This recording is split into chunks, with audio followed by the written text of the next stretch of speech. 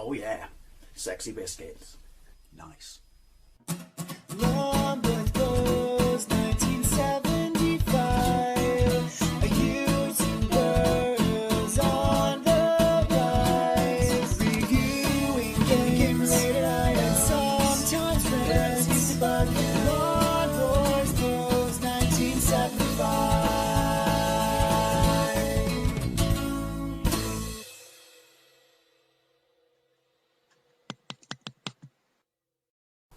Worst loading screen ever. This is Chase H.Q. on the Amiga, released by Ocean in 1989. Obviously I'm running this on my A500 Mini. It's based on an arcade machine of the same name that I'm pretty much sure you're familiar with, which is Chase H.Q. by Taito, that was released in the arcades in 1988, and basically ran on their equivalent hardware to Sega's Sprite Scaler. But what made it a unique arcade game compared to all the racers at the time was it wasn't just straight A to B racing game. You had to catch up with the criminal because you were two police officers. Basically this whole game was heavily inspired by Miami Vice, which is no bad thing. You had to catch up to your opponents. You're in a Porsche 928 turbocharged car. Only 3 turbos though. I guess there's a budget on those things in the 80s. And once you catch up to your opponent, you have to ram the tits out of them, depleting an energy bar and getting them off the road. It is a proper throwback to the 80s in the sense that, you know, it's based on Miami, it's influenced by Miami Vice, but every bad guy in it drives a car that, well, I guess they're, for career criminals, they're doing extremely well. There are 5 stages. 1, Ralph, the Idaho slasher, he drives a Lotus Esprit. 2, Carlos, the New York armed robber. Apparently there's only 1 armed robber in all of New York in 1988. He drives a yellow Lamborghini Countach. What is he robbing exactly? 3, the Chicago Pushers, they drive a silver Porsche 959. 4, LA Kidnapper, blue Ferrari 288 GTO. And 5, Eastern Blue Spy. Is that in the remit of police officers? Really? Okay, he drives a Porsche 928 like you, so he's like the evil you. He's the evil leaper. However, then, if you look at Miami Vice and look at the cars that Crockett and Tubbs drove, one of them drove a Ferrari Testarossa, and the other one drove a Ferrari Daytona. Yes, one of the rarest, most expensive Ferraris ever. So, I don't know, I guess they were pulling in decent wages. Their home ports by Ocean on Spectrum, Amstrad, Commodore, Amiga, Atari ST. I know of this, I've never properly played it. I don't know what it's like on the ST. The Spectrum version is one of my favourite Spectrum games of all time. It's a phenomenal achievement. I've got a gameplay of it, look it up. The Amstrad version is like a colorized version of the Spectrum version, so even I can openly admit it's the best port. Apparently it's better than this, but we'll hold far at the Commodore 64 version. I have a gameplay of that. It's just, I don't know why they did that. That's just absolutely appalling. It is clown shoes. There are a bunch of ports by Taito themselves. There's a Master System version, which I believe is a port of the NES version. There's a Game Boy version, and there's a whole bunch of compilations later on in PlayStation 2 Town, and I believe on the Sega Saturn. But this was an incredibly popular arcade machine, one of the most popular arcade machines of that year, and I loved it back in the day, even though I sucked at it. So it was very nice to get a chance to play it at home. This, I understand, got alright reviews. I don't want to write it off just yet, but it got alright reviews. This is a PC Engine version, by the way, which is absolutely appalling. I'll be interested to see how this compares to that. The music's fantastic. The music is absolutely fantastic. However, elephant in the room, the controls are going to be up is accelerate, back is brake. So I'm doing this on a D-pad, I'm playing it on my retro bit, so therefore the left and right axes are connected to my accelerate and brake, which is going to make it a pain in the ass. However, I have managed to map turbo to the pad. I don't know why it's let me map space to the pad. No other game does, but this does. So obviously I've got shift up, shift down, which you can see in the top left hand corner. I've talked too much because I'm all nervous and shit that I'm going to get my ass kicked at this, and you're not going to see bugger all, because that generally happens when I play Chase HQ. But the presentation is superb. Let's press fire. Nancy from Chase HQ should give us a talking to.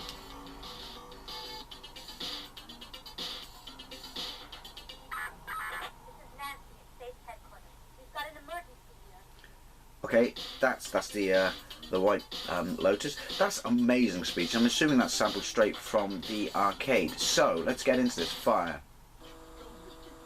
Exactly. Bottom right stage. To the left, those are turbos. I have 3. Top left, gear, which I just changed. The middle of the screen is time, to the right of that is distance, which is counting down, which is how I have to catch up, you know, how long I have to catch up to my opponents. Beneath that is my speed. It's in kilometers, even though, change down, we're in America. Already, I am not getting on with using up as accelerate. Also, for such a high-end, high-expense car, my brakes do absolutely nothing. Big arrow telling you which way to go. It's alright graphics. It's certainly better than a PC engine, and it's reasonably smooth. It's just no... Ooh, ooh. Who knew that dust bunnies were made out of granite? Yeah, it's no Lotus, is it? But it's not, changed down, as bad as I thought it would be. Time's on 30, my distance is down to half. Gonna have to use a turbos. I generally like to save them for once I get to the bad guy. Oh, hey, we've got buildings. Change down. 25 seconds, change up. I'm not getting on with up, but to be fair, that's every driving game. Well, it's not. Most. Lotus let you map around it, didn't it? Tunnel noise effect is alright. I like that. I like that in every version. It'll buff out. It always buffs out. It's kind of, the road effect is a little stroby, if you will. Oh, 12 seconds, 16 distance. I'm not going to use my turbos. Is that in? Yeah. Right, so let's change down. Let's ram the tits out of him. Change up. Turbo.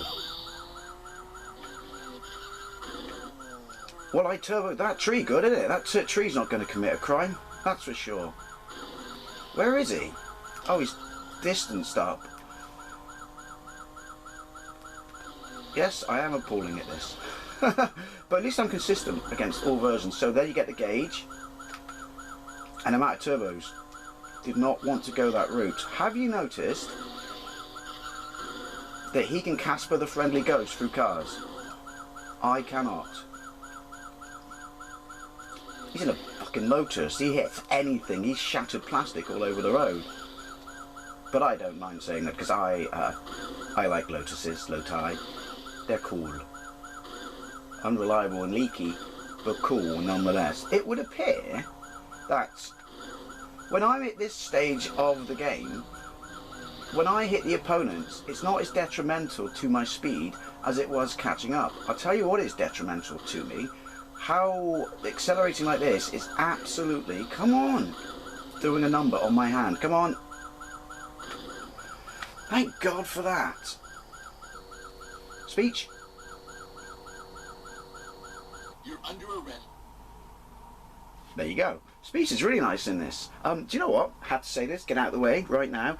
If I was a fan of the arcade, I would have been a fan of this because it looks the part. None of the 8-bits, none of the 16-bits, not even the PC engine, were going to be able to pull off what the visuals of the arcade in a manner that looked like the arcade. I mean, look at Outrun. But this, such good speech.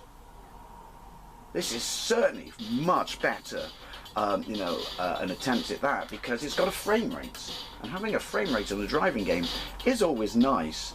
So, apparently we're racing in the marshlands now. But yeah, it's definitely better than a PC engine. Controversial, I still prefer the Spectrum version. Why does brake do absolutely fuck all? Seriously? Have I got a brake in a straight line or something? Sorry, I went all pensive and shutty up then because I'm trying to control brake, which does nothing. It does nothing. The braking, it does nothing. Look. I don't know if that's an emulation thing. That might be an emulation thing. I think he stole that guy's wallet. I'm having a seizure now, though. That can't be right. Possibly is. I've not seen any glitches like the test run I did when I first got my A500 Mini to bang this on to see if it worked, but that's an odd colour choice, Ocean. A very odd colour choice. 25 seconds. I do like the fact that the tunnel doesn't like hammer you like any other piece of scenery does. I mean, it's reasonably smooth. Like I said, it ain't Lotus, Get on the road, you numpty. I've got to be honest, right? And it's not because I'm shit. And it's not because I have to use up to accelerate, which kills anyone's hand and anyone's ability to play a game like this properly. These controls are not, for want of a better descriptive term, accurate. Right, I have to do that then. Come on. There we go. Think of the amount of damage. Think of the fucking money right now. A 928 bagging the shit out of a Countach. You cannot brake efficiently. You cannot. You cannot stay on the road when you brake. The time limit, I will say this is far more forgiving than the Spectrum version. He says. I changed down, that was supposed to be turbo. More scenery. Turbos is your friend. But braking is not. This is irritating me now. This is starting to really irritate me. This could have been a really, really fun port. However, look, I was braking then, believe it or not. Full on checking on my anchors. You can't see it because I've got no brake lights, but... And then you get bits of road like that. Well, you're still going Harry Clappers, but for some reason your car just welds to the middle of the road. It's all over the shop. Time's out. We better have continues. I want to take the Lamborghini down. Forgot to change then. Yeah, what's up with braking? I'm not, honestly, that's not me making excuses.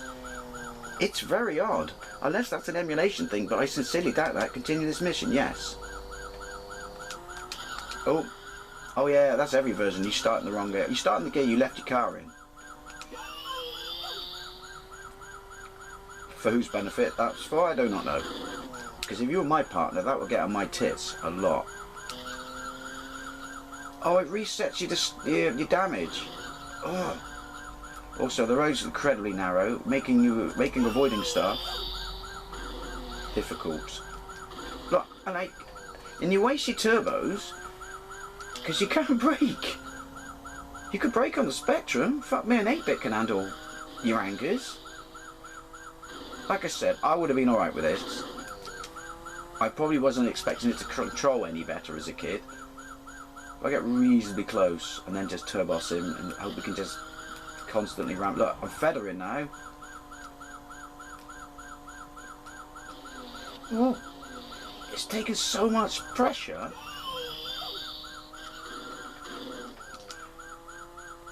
Of course, he's got fucking glue on his tyres. Do you know what? This could have been a nice... I know everyone's going to say, I can do it, good for you. Maybe it isn't, you know, maybe it's me being shit. Or it isn't an emulation thing. But honestly, these controls, I sincerely doubt if they were mapped and they were going off buttons, that would make any difference. Because I can't explain it, but when you press brake, literally, the fuck all happens. Which is a shame, because this would have been a fun port. It really, really would have been a fun port. Points off there, Ocean. This might be why then generally considered, in the big scheme of things on the Amiga, not a very good port, and also, change down, Dave, not one of the better driving games. I mean, it's better than a lot of stuff on here, because there's a lot of tax driving games on the Amiga, but 'tis no Lotus, English. 'Tis a fine barn, English, but sure is no pool. But yeah, it's no Lotus. Apparently I can ram them. Oh, wrong button.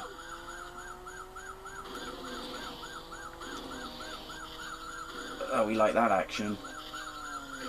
But not that action. Also, when you change, you literally only have to be in low for like 2 seconds, and then it's fine. But if you start in it, see, I'm braking for fuck's sake. Also, why are my lights always working? I don't know.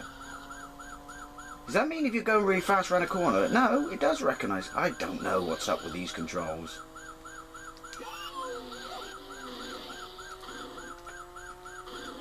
Ooh.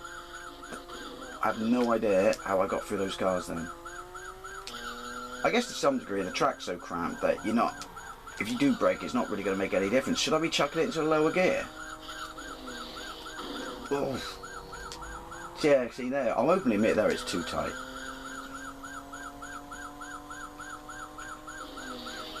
Whereas it is done. It's game over, man, game over.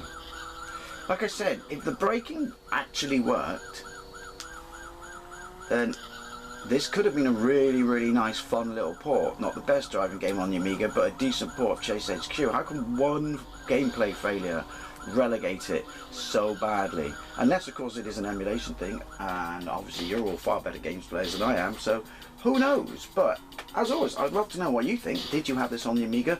Did you like it? Do you, like me, think that basically the Amstrad and the Spectrum are better ports of this? Put your graphics out your mind for a minute, because if you played them, you know exactly what I mean. Anyway, as always, I'd love to know what you think. Thank you very much for watching, and I'll see you later. Points for the music, though, game. Points for the music.